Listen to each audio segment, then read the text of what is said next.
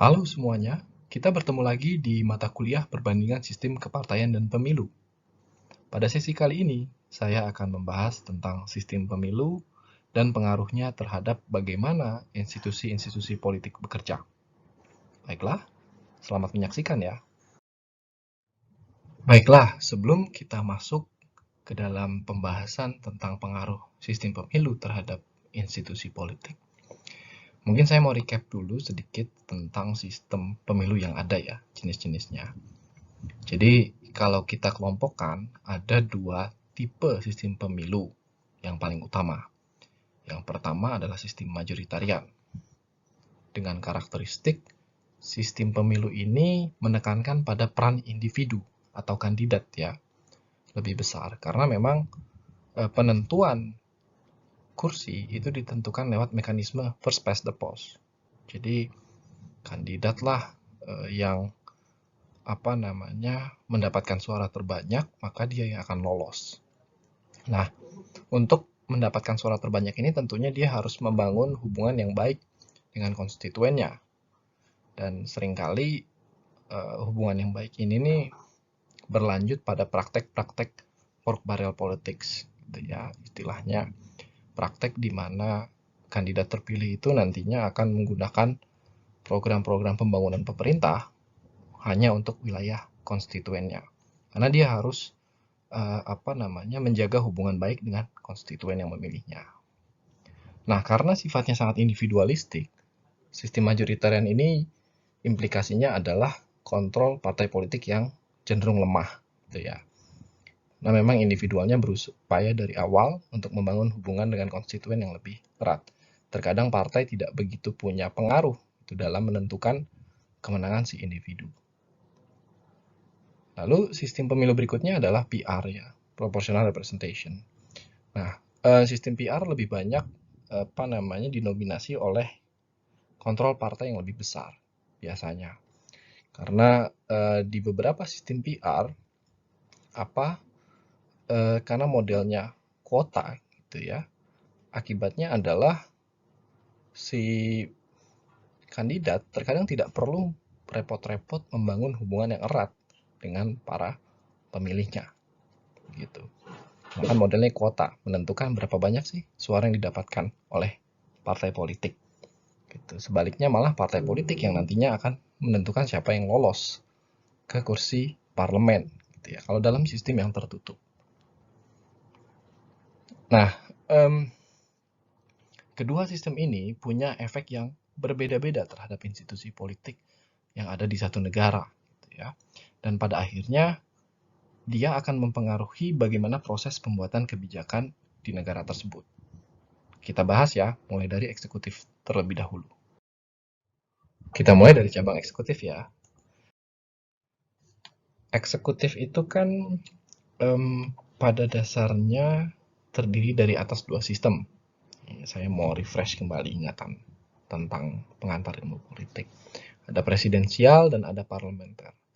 Jadi kalau presidensial itu perbedaannya dengan sistem parlementer adalah pada mandat. Ya, itu yang harus kita selalu ingat. Kalau dalam sistem presidensial, mandat atau suara rakyat itu diberikan kepada dua lembaga secara terpisah, yaitu presiden dan legislatif. Nah, sedangkan dalam sistem parlementer, mandat itu hanya diberikan kepada satu institusi, yaitu parlemen, yang nantinya akan memberikan mandat kepada Perdana Menteri. Jadi ini ya core idea dalam sistem presidensial dan parlemen.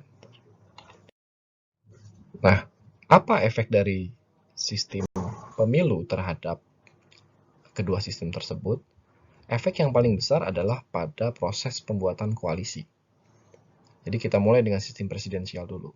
Kalau dalam sistem presidensial, itu kan karena mandat diberikan kepada dua lembaga yang berbeda, maka ada legitimasi yang terpecah. Itu ya. Jadi antara presiden dan legislatif. Kedua-duanya punya legitimasi yang kuat. Tidak bisa misalnya presiden membubarkan legislatif dan sebaliknya legislatif bukan tidak bisa, tapi bisa, namun syaratnya sangat berat untuk kemudian menjatuhkan atau memakzulkan atau mengimpeach seorang presiden, gitu ya. Nah, dalam apa namanya konteks pembuatan koalisi, dampak yang pertama dari sistem pemilu yang dianut adalah kemungkinan terbentuknya presiden minoritas. Jadi, kalau teman-teman ingat, sistem pemilu itu kan ada yang modelnya serentak ya, concurrent election model. Jadi pemilu presiden dan pemilu legislatif itu serentak. Nah, terkadang hasilnya adalah partai dari presiden yang terpilih itu tidak mendapatkan suara yang cukup di legislatifnya. Sehingga memunculkan istilah minority president. Presiden yang didukung oleh partai minoritas, partainya sendiri di dalam legislatif. Kemudian efek dari sistem pemilu lainnya adalah kita bisa lihat di sini, kalau sistem PR itu mendorong adanya koalisi yang lebih besar dalam sistem presidensial. Kenapa? Ya karena sistem PR kan melahirkan lebih banyak partai politik.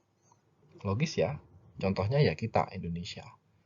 Sementara kalau misalnya sistem presidensial menggunakan sistem majoritarian, dia lebih cenderung untuk menghasilkan koalisi yang lebih sedikit atau bahkan single government. Contohnya adalah Amerika, gitu ya. Karena bisa jadi partai yang terpilih di dalam legislatifnya adalah partai presiden, itu jadi majority government ya, atau single government, gitu ya. Atau misalnya sistem majoritarian menghasilkan paling 3 partai gitu di dalam parlemen, dan itu sebenarnya koalisinya lebih kecil. Nah, dari sistem presidensial, bagaimana koalisi itu dibentuk berdasarkan sistem pemilu yang dianut, kita bergerak ke sistem parlementer ya. Nah, dalam sistem parlementer, gitu ya, itu kan mandatnya tunggal. Artinya pemilih hanya memberikan satu mandat kepada legislatif yang akhirnya akan memilih siapa yang menjadi eksekutifnya atau perdana menterinya. Nah, di dalam sistem parlementer dikenal ada namanya pemerintahan mayoritas istilahnya. Jadi partai yang menguasai parlemen maka dia punya kekuasaan yang lebih besar untuk membentuk pemerintahannya sendiri atau kabinetnya sendiri gitu ya. Lantas bagaimana sih dampak dari sistem pemilu yang ada terhadap proses coalition making di sistem parlementer? Jadi kalau sistem majoritarian jelas ya, dia kan sistemnya menghasilkan jumlah partai yang lebih sedikit. Sebagai akibatnya koalisi yang bisa terbentuk itu lebih kecil pesertanya. Jadi barangkali ada 3 partai di parlemen, ya 2 partai berkoalisi. Jadi itu koalisi yang sangat kecil. Atau barangkali modelnya adalah pemerintahan mayoritas tadi, pemerintahan tunggal. Jadi yang memenangkan suara dalam pemilu, ya dia yang membentuk kabinet sendiri. Contohnya ya di Inggris gitu ya. Antara partai buruh atau konservatif, siapa yang berkuasa, siapa yang mendapatkan suara mayoritas, ya dia yang membentuk kabinetnya. Nah, sistem parlementer juga beberapa negara menganut model pemilu yang sifatnya PR, gitu ya. Sebagai contoh di Jerman, jadi sistem PR itu kalau Jerman kan campuran sebenarnya, majoritarian dan PR, tapi efek PR-nya juga berasa dampaknya di mana komposisi partai itu lebih banyak di parlemen gitu ya. Kalau dibandingkan dengan Inggris hanya 2 partai gitu ya, atau mungkin 3 partai gitu ya. Kalau di Jerman bisa mencapai 5 partai. Nah, ini kan artinya ada kemungkinan bahwa koalisi pemerintahan atau koalisi kabinet itu akan semakin membesar. Koalisi yang akan semakin gemuk ya di dalam sistem parlementer. Dari pembahasan tentang efek sistem pemilu terhadap eksekutif, kita bergeser ke efeknya terhadap legislatif. Nah, kalau kita berbicara efek sistem pemilu dalam konteks lembaga legislatif ya, faktor yang paling sering dipengaruhi adalah tingkat kedisiplinan partai. Jadi imbas atau dampak dari sistem pemilu itu sangat berdampak besar terhadap sejauh mana sih tingkat kedisiplinan partai yang ada di sebuah lembaga legislatif. Oke. Kita sudah pernah bahas tentang apa itu tingkat kedisiplinan partai pada pembahasan tentang partai sebelumnya, tapi di sini saya coba menjelaskan secara singkat ya. Tingkat kedisiplinan partai itu kan berkaitan erat dengan sejauh mana para pemimpin partai, terutama yang ada di luar parlemen, ya ketua umum partai gitu ya, itu punya kontrol, punya kekuasaan atas para anggotanya yang duduk di kursi legislatif. Kontrol dalam hal apa? Kontrol dalam hal proses legislasi, pembuatan undang-undang, atau fungsi-fungsi legislatif lainnya, pengawasan, kemudian penganggaran, gitu ya. Jadi tidak hanya terbatas pada legislatif sebenarnya, atau pembuatan undang-undang.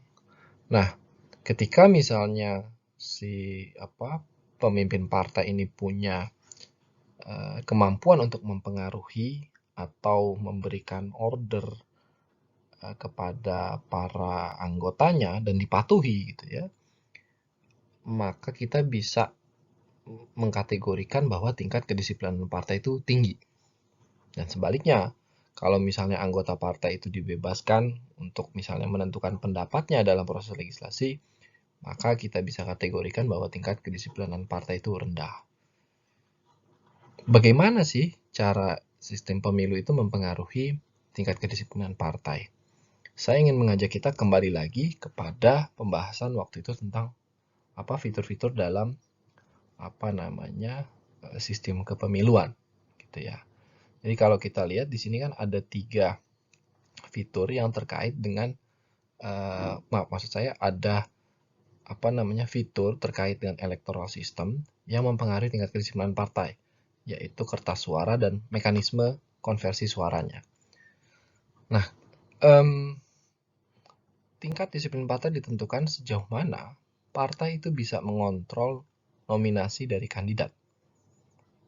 Gitu ya. Kalau misalnya proses seleksinya si kandidat dari bakal calon anggota legislatif menjadi caleg itu partai sangat menentukan di tingkat pusat, maka ya tentunya kalau dia terpilih kandidatnya dia akan sangat dipengaruhi oleh pemimpin partai gitu ya.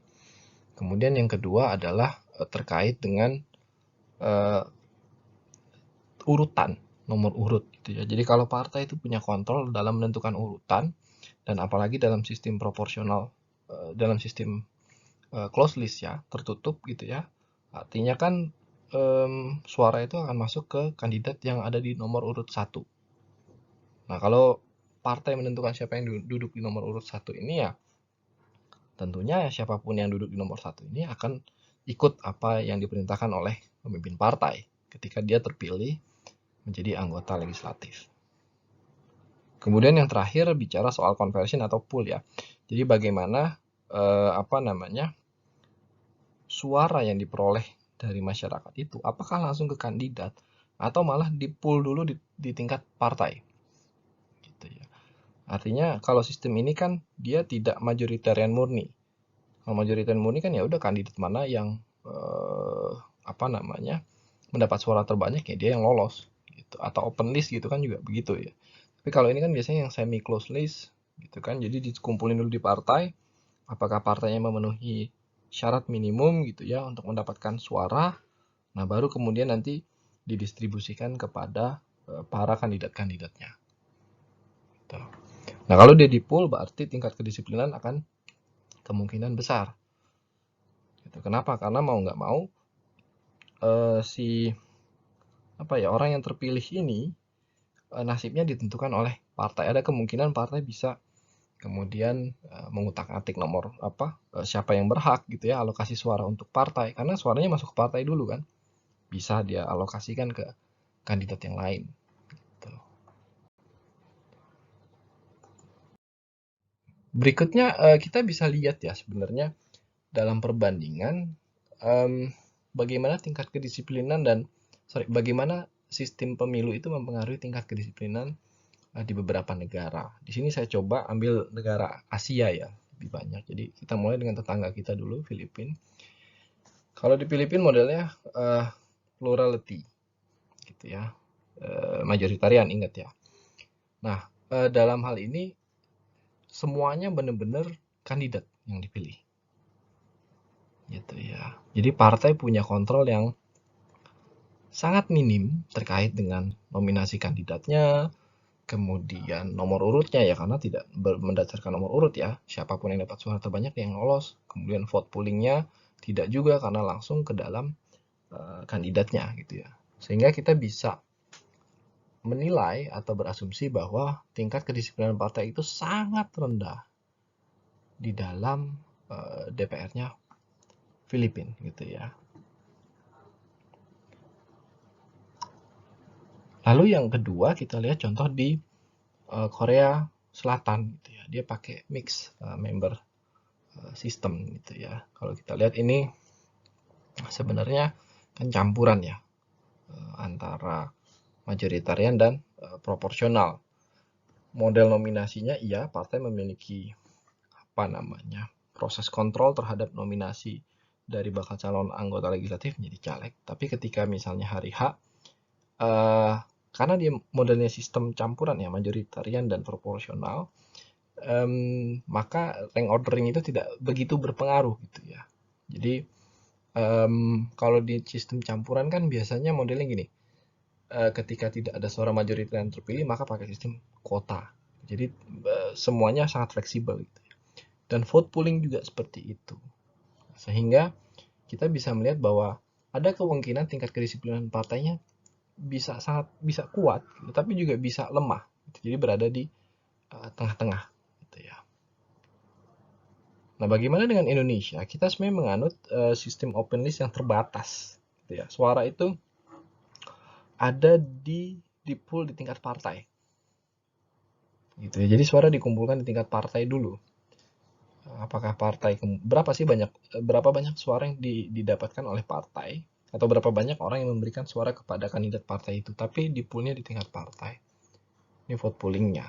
Kemudian mekanisme kontrolnya seperti apa sih terhadap proses nominasi?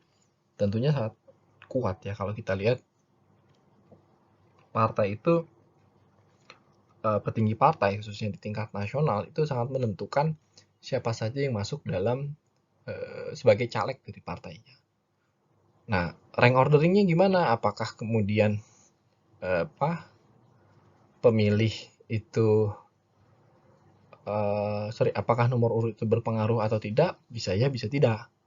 Bisa ya kalau misalnya si kandidat itu mendapatkan suara yang cukup banyak ya, sehingga ketika vote pooling di tingkat partai maka dia berhak untuk mewakili partainya.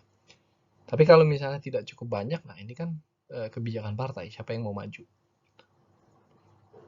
Tapi intinya kalau kita lihat, partai itu sangat kuat di Indonesia gitu ya. Mulai dari proses nominasinya, daftar calegnya mendaftar, kemudian menentukan siapa yang maju gitu ya di dalam daftar caleg tetap itu, dan kemudian fakta bahwa suara itu dikumpulkan, di pooling dulu di tingkat partai, itu menunjukkan bahwa partai politik itu punya peran dalam proses nominasi, kemudian pada saat proses pemilihan, dan yang paling penting proses konversi di pooling ini terhadap keterpilihan seorang kandidat.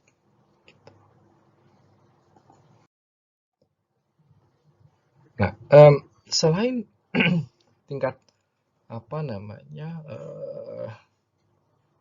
kedisiplinan partai tadi ya mempengaruhi perilaku dari para anggota legislatif di dalam proses legislasi, kemudian pengawasan atau penganggaran, tingkat kedisiplinan partai itu juga mempengaruhi, pada akhirnya akan tercermin pada organisasi partai di dalam badan legislatif gitu ya. Jadi organisasi partai di legislatif ini misalnya seperti fraksi ya, kalau kita kenal ya, di DPR gitu ya, atau di MPR, di lembaga legislatif kita. Jadi organisasi semacam fraksi ini kalau partainya punya tingkat kedisiplinan yang tinggi, maka biasanya fraksi atau juga dikenal sebagai parliamentary party groups itu akan sangat tersentralistik, gitu ya. Biasanya ada ketua fraksi, gitu ya. Dan ketua fraksi inilah yang kemudian menjadi corongnya dari pimpinan partai yang ada di luar pemerintahan. Jadi perintah ketua fraksinya apa, gitu, tersentralistik. Dan anggota partai gitu ya, itu tidak boleh kemudian melakukan hal-hal yang dilarang oleh fraksi di luar kebijakan partai yang dituangkan yang disuarakan lewat fraksi. Gitu. Jadi benar-benar sangat rigid, sangat terpusat gitu ya. Nah kalau kita lihat juga di DPR kita kan seperti itu gitu ya. Hampir jarang kita melihat anggota DPR yang mungkin punya suara berbeda dengan partainya. Dan kalaupun ada biasanya langsung dianulir ya. Kalau bikin statement di media itu biasanya langsung dianulir. Gitu ya. Nah, ini sebenarnya menunjukkan bahwa memang tingkat kedisiplinan partai itu sangat kuat di Indonesia. Anggota DPR ya tunduk pada kebijakan partai yang kemudian ketua fraksi atau fraksi itu mengontrol bagaimana anggota DPR itu memang mematuhi arahan partai atau pemimpin partai atau ketua umum lah kita nyebutnya.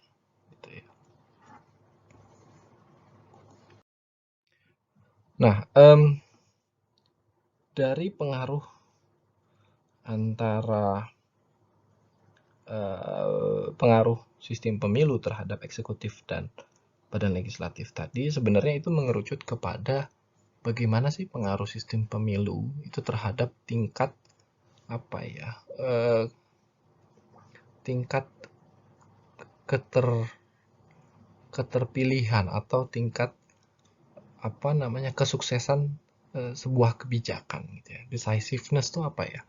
Tingkat keterputusan mungkin ya, saya kurang paham istilahnya, tapi intinya adalah sejauh mana kebijakan itu bisa diputuskan gitu ya dalam suatu sistem politik. Dan sistem pemilu menentukan ini berdasarkan tadi efeknya terhadap badan eksekutif dan legislatif. Oke, bagaimana cara memahami pengaruh dari sistem pemilu terhadap policy decisiveness? Kita akan pakai teori veto players ya. Jadi teori veto players ini teori yang merupakan bagian dari pendekatan institusional dalam ilmu politik gitu ya. Ini dipostulatkan oleh George Sebelius, seorang ilmuwan politik.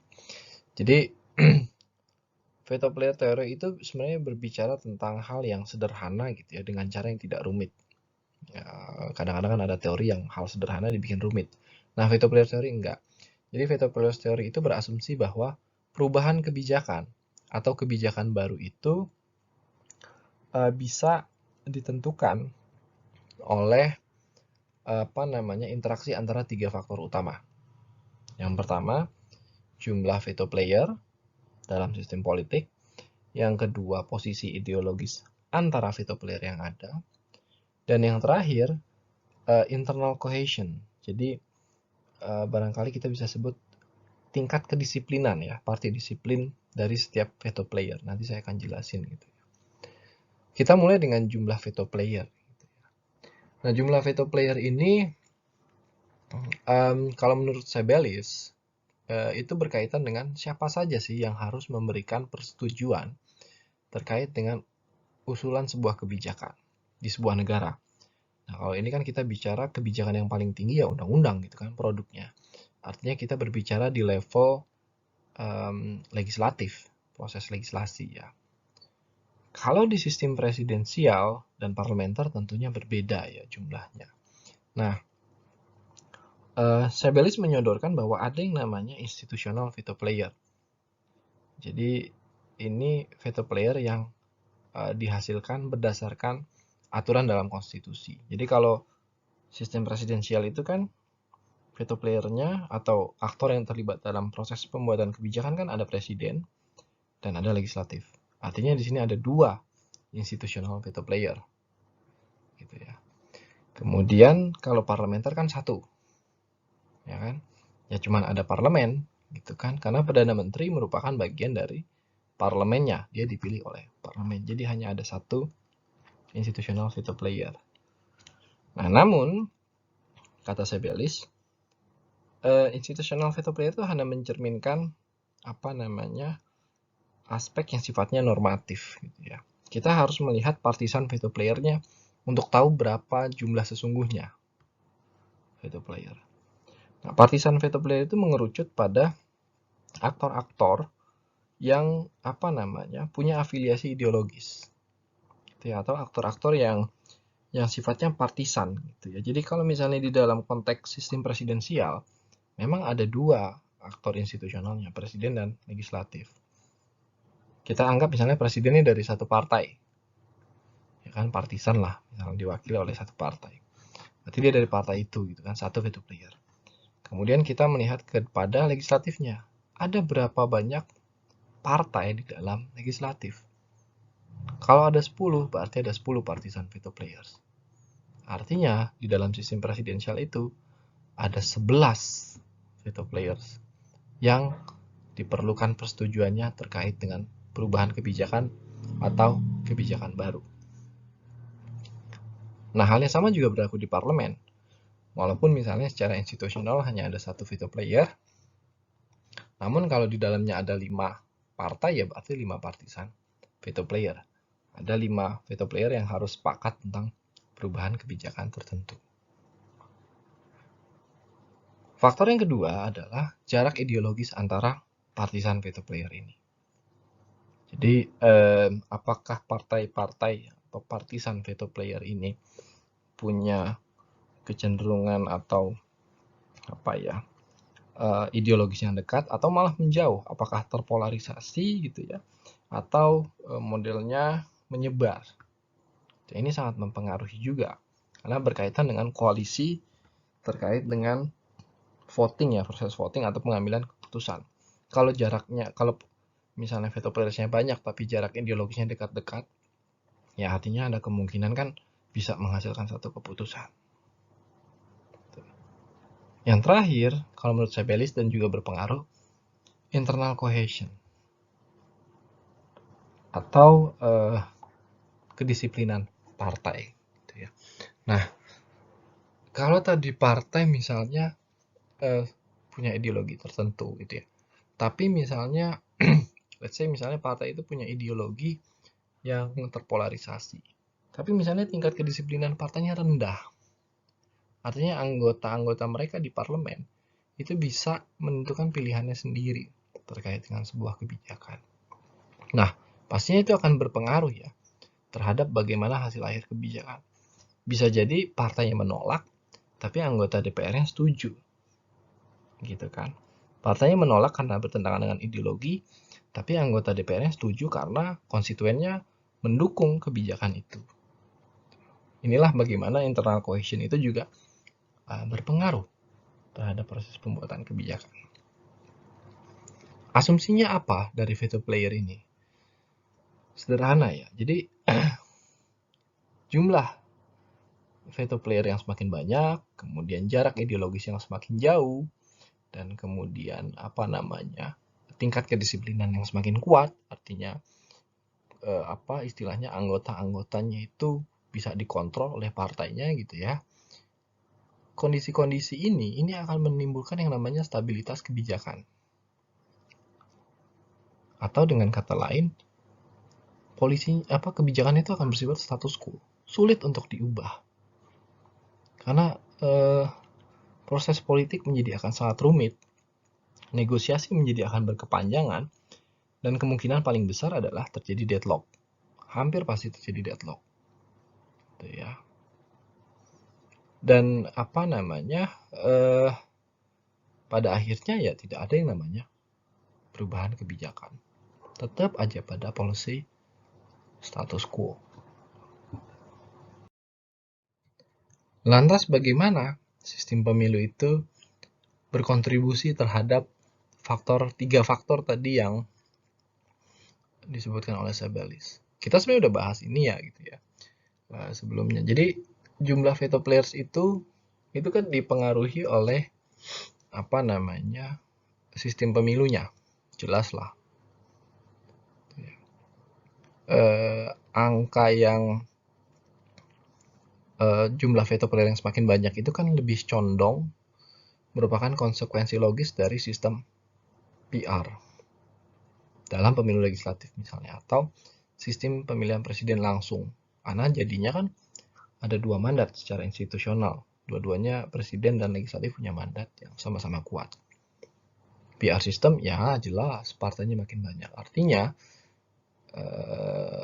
PR sistem itu berkontribusi terhadap jumlah veto player yang semakin besar. Kemudian bagaimana dengan ideological distance ya?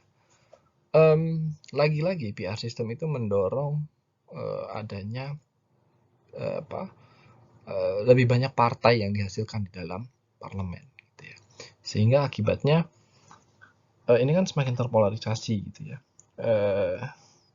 Ada partai yang mungkin berada di titik ekstrim dan sulit untuk membangun koalisi dengan partai yang lain. Dan terakhir, ya, sistem pemilu dengan model closed list meningkatkan tingkat kedisiplinan partai. Artinya, internal cohesion dari setiap veto player atau partisan veto player tadi, yaitu partainya ya semakin kuat kan.